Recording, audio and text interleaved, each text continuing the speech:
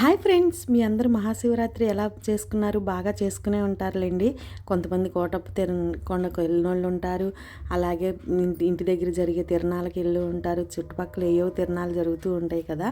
మహాశివరాత్రి అంటే శివాలయాలన్నీ సందడిగా ఉంటాయి కదా. నేను మా ఇంట్లో మహాశివరాత్రి తెల్లవారుజామున బ్రహ్మముహూర్తంలో 3:30 నుంచి మళ్ళీ జాగరణ చేసి మొదటి రోజు 6 PM 6 దాకా ఎలా చేసుకున్నానో ఇప్పుడు మీ అందరికైతే నేను చూపించబోతున్నానండి. నేను ఇంకా మా శివరాత్రి రోజు తెల్లారుజామున 3:30కి అయితే లేచి ఇంకా ఇల్లు వాకిళ్ళు అన్నీ నీట్గా శుభ్రంగా మరుసటి అంటే మనం ఉపవాసం ఉండి జాగరణ ఉంటాం కాబట్టి ఇంకా మళ్ళీ మనం చీపిరి అలాంటివన్నీ ముట్టుకోకూడదు కదా, ఎంగిలి గిన్నెలు అవన్నీ ముట్టుకోకూడదు కదా. ఇంకా అయితే ఇల్లంతా శుభ్రం చేసేసుకుని ఇంక ఇంటికి తోరణాలు కూడా కట్టేసుకుని వాకిట్లో కూడా అక్కడ బయట తులసి కోట దగ్గర పొయ్యి దగ్గర అట్లాగే ముగ్గులు వేసేసుకుని పసుపు కుంకాలు కూడా పెట్టుకున్నానండి.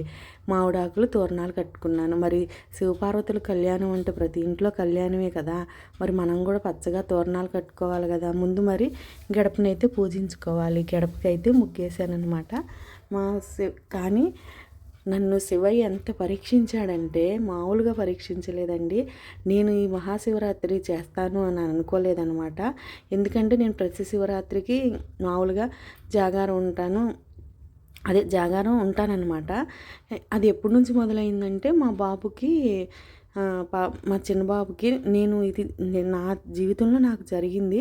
నాకు అంత శివుడంటే అంత నమ్మకం అనమాట. అందుకని మీకు చెప్తున్నాను.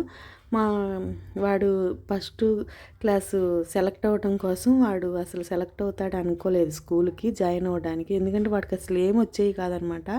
అప్పుడు కరోనా టైంలో పిల్లలు అసలు అంతా ఇదైపోయారు కదండి. ఇంకా అప్పుడు అసలు వాడికి చదువు వచ్చిద్దో రాదో అని చెప్పేసి చాలా బాధపడేదాన్ని. మళ్ళీ ఫస్ట్ క్లాస్లో అంతా ఫెయిల్ అవుతూ వచ్చేవాడు. మళ్ళీ ఫస్ట్ క్లాసే వేద్దాంలే అనుకున్నాను అనమాట. అంటే నేను ఇప్పుడు దేవుణ్ణి మొక్కడం జాగరణ చేయడం వల్ల మా వాడు బాగా చదువుతున్నాడని చెప్పట్లేదు. నా కృషి కూడా ఉంది. వాడిని బాగా పట్టుకుని వాడి చేత చదివిచ్చి రాపిచ్చి చేసి చెందాను. అలాగే దేవుడి సంకల్పం కూడా ఉంది. ఆ స్వామికి అనుకున్నాను అనమాట. మా వాడు కనుక లైన్ పడి బాగా చదివితే నేను శివరాత్రికి జాగారం ఉంటానని అనుకున్నప్పుడు ఫస్ట్ టైం ఒక 7-8 సంవత్సరాల క్రితం. ఇంకా అప్పటి నుంచి నాకు శివరాత్రి జాగరణ అంటే చాలా నమ్మకం అనమాట. ఇంకా మా వాడు నిజంగానే వాడికి చదివే రాదనుకున్నానండి. నిజం చెప్తున్నాను నేను. అంటే మనము కృషి చేసాము, అటు దైవ సంకల్పం రెండూ కావాలి. మన కృషి కావాలి, అట్లాగే దైవ సంకల్పం కూడా కావాలి కదా. నేను కూడా కృషి చేశాను. మళ్ళీ ఇంట్లో చెప్పడం, నైట్ 11-12 దాకా పిల్లోని చదివించడం అలా చేశాను. ఈరోజు వాడు అన్నింట్లో 90% తెచ్చుకునే విధంగా ఉన్నాడు. అందుకే నాకు అంత నమ్మకం అనమాట ఈ శివరాత్రి జాగరణ అంటే. అందుకని చెప్పేసి కోరిక ప్రతిసారి కోరుకుని మరి ఉండను. కానీ దేవుడికి మాత్రం ఆయన నామస్మరణలో ఈ శివరాత్రి అయితే చేసుకుంటానన్నమాట. ఇంకా చక్కగా ఇంటి ముందు అయితే ఏంటి ప్రభైకోకుండా మామూలు ముగ్గేస్తున్నావు అక్క అనుకుంటున్నారు. ఇది పొద్దున పూట కదా, మనకి నైట్ నుంచి వచ్చింది కదండి. శివరాత్రి అంటేనే నైట్ చేసుకునే పండగ కాబట్టి ఇంకా పొద్దున పూట అయితే ఇట్లా మామూలుగా ముగ్గేసుకున్నాను అనమాట. ఇక ప్రభేయలేదు. సాయంత్రం వేసుకున్నాము. సాయంత్రం మనం ఇంట్లో దేవుడిది కింద సపరేట్గా పెట్టేసి పూజ చేసుకుంటాం కదా అని చెప్పేసి నేను గడప మీద చూసారా డమరకము శివలింగం వేసుకున్నాను అనమాట. ఎందుకో నాకు అలా వేసుకోవాలనిపించింది గడప మీద ముగ్గు, అందుకని అలా వేసుకున్నానండి. కానీ మనం చేసే ప్రయత్నంతో పాటు దేవుడి సంకల్ప బలం కూడా మనకి ఎమ్మటుంటే సాధించలేనిది ఏదీ లేదని నాకు అర్థమైందండి. ఇది నాకు జరిగింది, నిజం చెప్తున్నానుగా. ఆఖరికి వాడికి సీట్ వచ్చినా కూడా స్కూల్లో మామూలుగా ఫాదర్ అడిగాడు, వీడికి సీట్ ఎవరు ఇచ్చారు, అసలు వీడు ఏం చెప్పట్లేదు అన్నారు తెలుసా. నిజంగా నేను యథార్థంగా చెప్తున్నానండి. ఎందుకంటే అబ్బాయికి నేను చదువు వచ్చిద్ది, అమ్మో వీడు అసలు చదవలేడేమో అని ఎంత బాధపడ్డానో. ఎన్ని రోజులు రేత్రిళ్ళు నిద్రపోకుండా నేను బాధపడుకుంటూ ఉన్నానో నాకు తెలుసండి. నేను చేసిన కృషి, అలాగే నాతో పాటు ఇక టీచర్లు కూడా ఇట్లా అని నాకు చెప్పడం, ఇలా చదివించండి వాళ్ళు చెప్పడం, నేను చేయడం జరిగిందనమాట.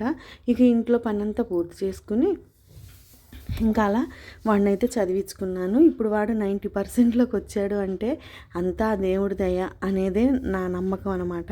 ఎవరి నమ్మకం వాళ్ళు ఉంటుంది కదా. ఇక ఇంట్లో శివయ్యకి అయితే అభిషేకం చేసుకుని ఇంకా పూజ అయితే చేసుకున్నానండి.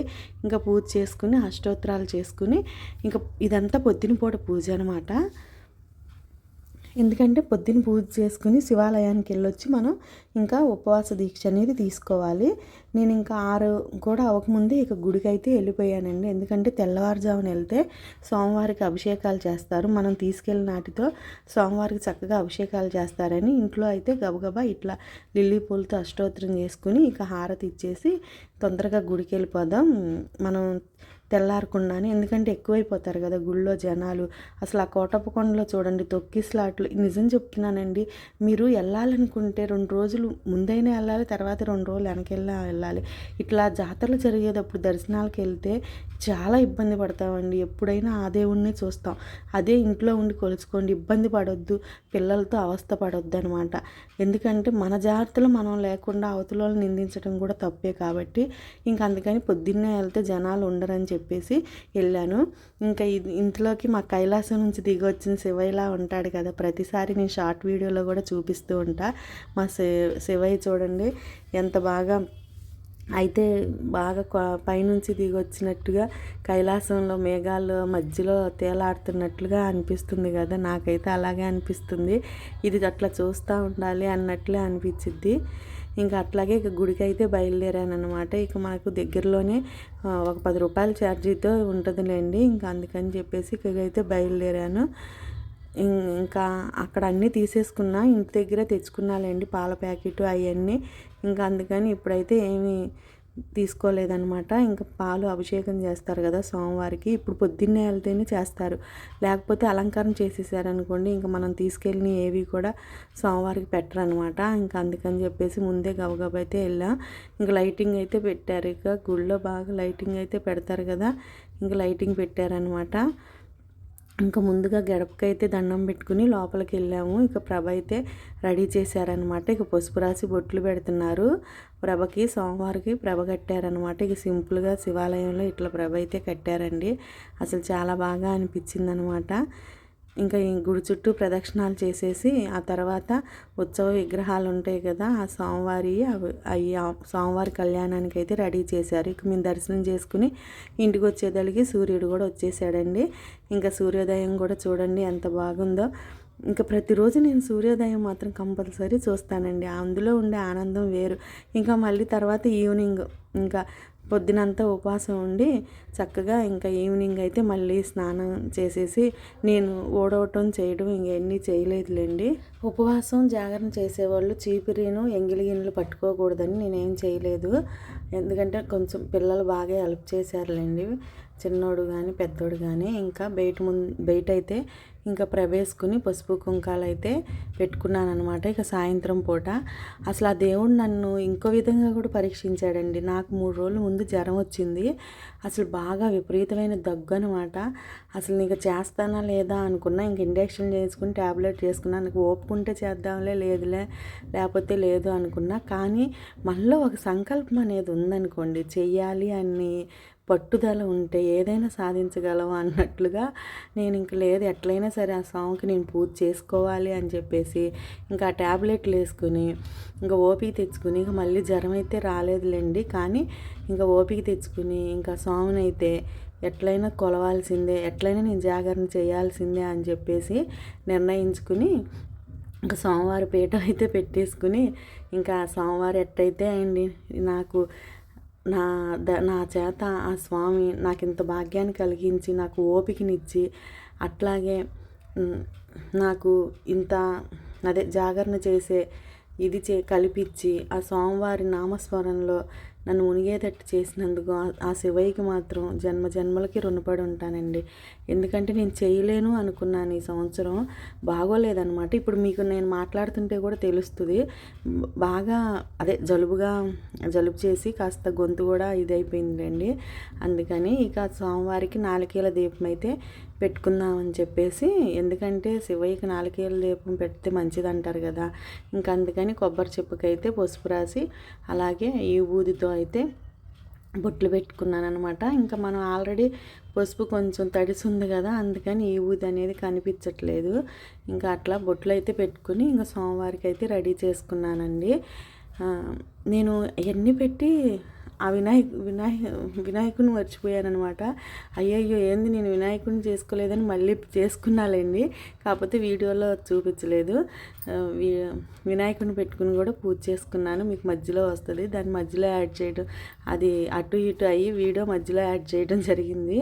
ఇంకా అట్లాగే నారికేల దీపం కూడా వెలిగించేసి ఇది రేత్రంతా కూడా అదే మనకి లింగం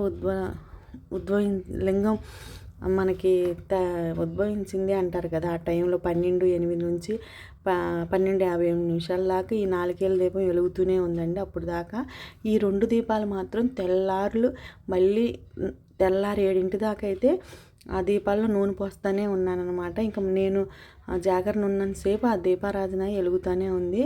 ఇంకా సోమవారికి అభిషేకం, పువ్వులు, అసలు ఎంత బాగా జరిగిందో అంత బాగా జరిగిందనమాట.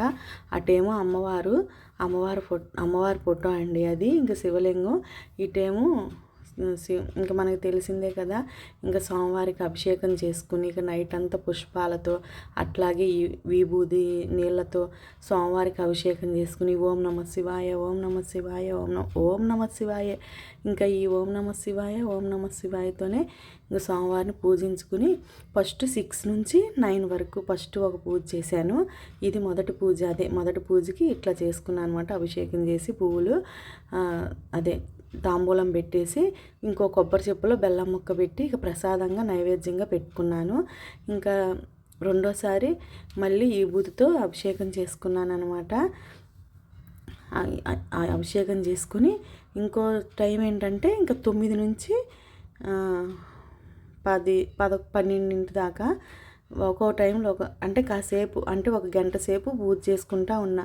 అంటే 6 నుంచి 7:30 దాకా, ఆ తర్వాత 9 నుంచి 10:30 తర్వాత 12 నుంచి 2 దాకా అట్లా ఇంకా దేవుడు నామస్వరంలో ఏదో ఒక అభిషేకం దేవుడికి చేస్తా ఉండి ఇంకా ఇంట్లోనేమో నేను ఓం నమ శివాయ, ఓం నమ శివాయ అని ఇంకా ఆ స్వామి దగ్గర కూర్చుని ఇక ఓం నమ శివాయ, ఓం నమ శివాయ అనుకుంటా ఇంకా ఆ స్వామి సేవలోనే ఉన్నానండి. అసలు ఉపవాసం అంటే ఇదేనండి. మనం తినుకోకుండా ఉండి ఇది చేయడం కాదనమాట. ఉపవాసం అంటే దేవుడికి దగ్గరగా ఉండడం, అంటే ఆయన నామస్మరణలో ఆయనకి దగ్గరగా మనం వెళ్ళడం అనమాట. ఇంకా అందుకే ఓం నమ శివాయ. ఇంతలోకి మాకు చుట్టుపక్కల ఎవరో ప్రభ మొక్కుకున్నట్టున్నారు. ప్రభ ఊరేగింపుకి వచ్చిందనమాట. ఇదే ఫస్ట్ టైం మా ఏరియాలో ఈ ప్రభను చూడడం. ఇంకా చాలా బాగా అనిపించింది. నేను ఇంట్లో పూజ చేసుకుంటుంటే డప్పుల సౌండ్ వస్తుంటే ఏంటా అనుకున్నాను. ఇంకా ప్రభ అయితే ఊరేగడానికి వచ్చిందనమాట. ఇంకా అందుకని వెళ్ళడం అని జరిగింది ప్రభ దగ్గరికి.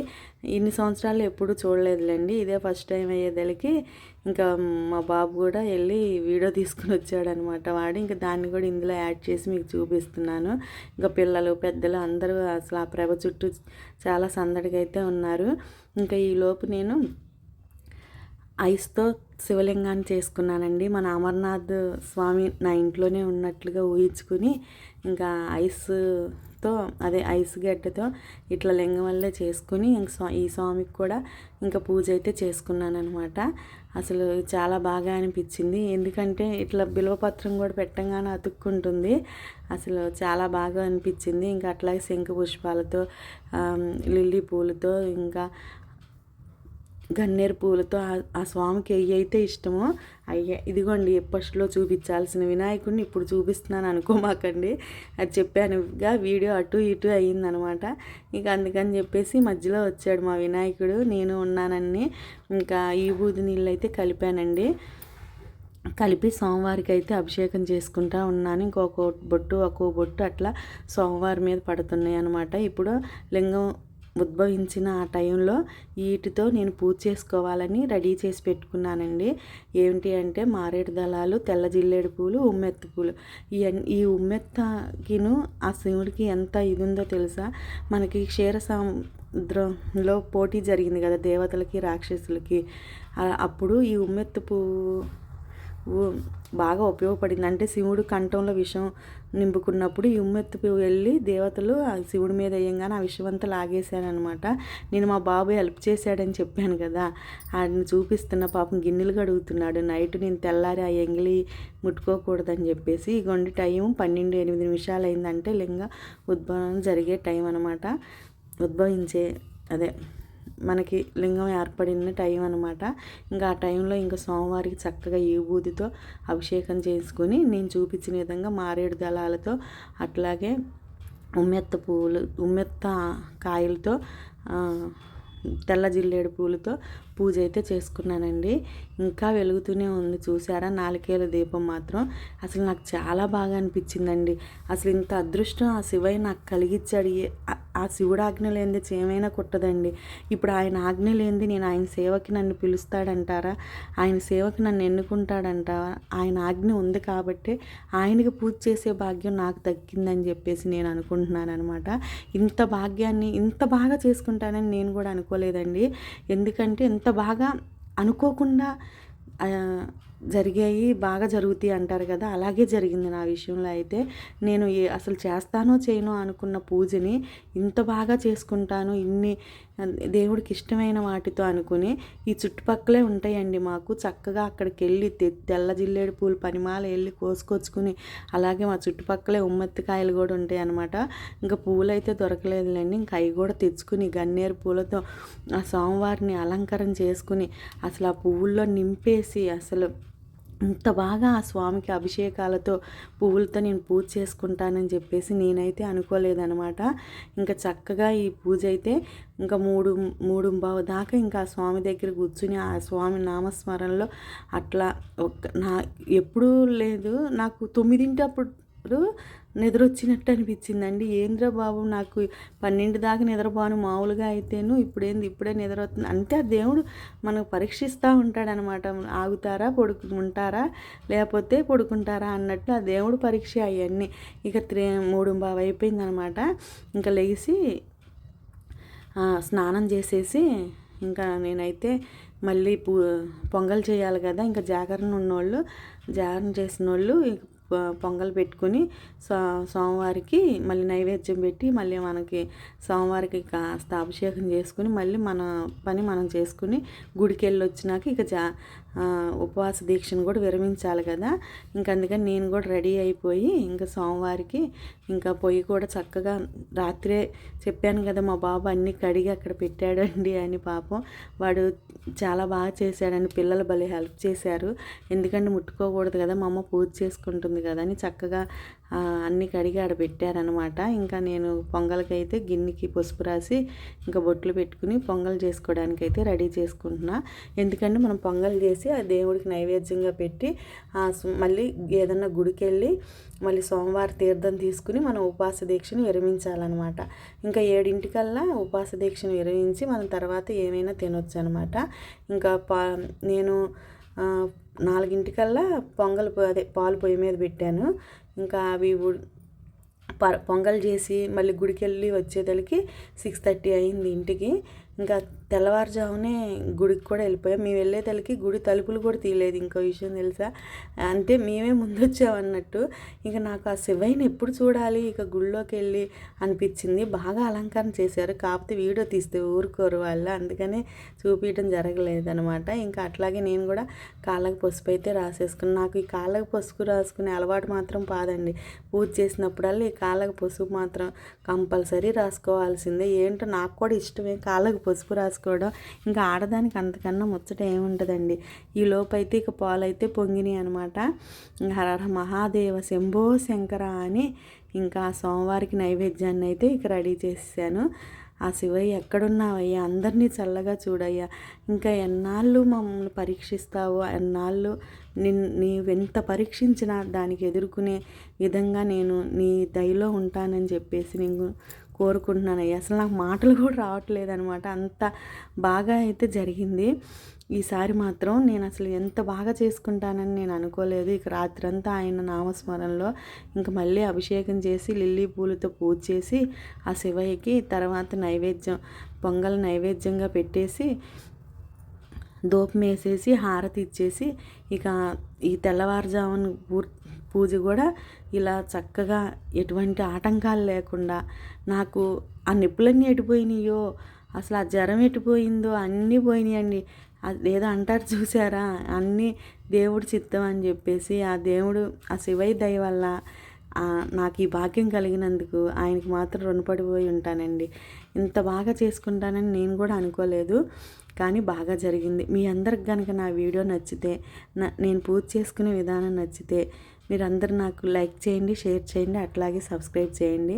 మీ అందరూ కూడా మహాశివరాత్రి ఎలా జరుపుకున్నారో ఖచ్చితంగా నాకు కామెంట్లో అయితే తెలియజేయండి.